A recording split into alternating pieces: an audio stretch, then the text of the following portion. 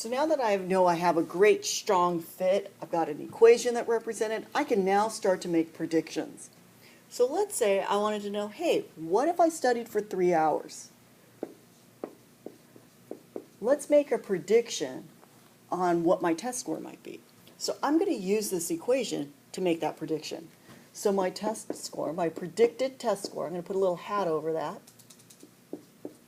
is equal to 55 plus 9.4. 3 represents the hours studied, so I'm just going to substitute the 3 in there. Right? If I substitute in there, now I just get out my calculator, and it's going to be 55 plus 9.4 times 3, and that comes out to be about 83.2.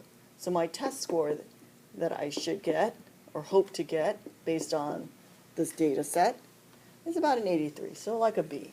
Right?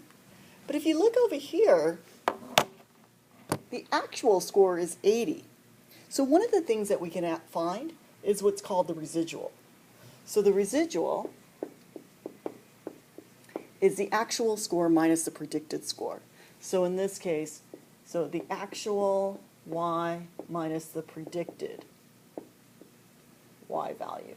So the actual y value for 3 hours is 80. My prediction is 83.2, which is equal to negative 3.2. So my actual value in this case was 80. I predicted, my line's a little bit, my real line is actually above it.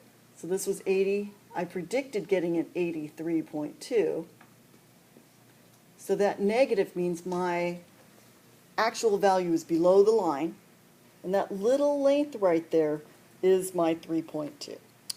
So we call that sometimes the residual, because we want to know how far off are we from the actual things that are happening. All right. So now we know how to make a prediction, and we know how to calculate a residual.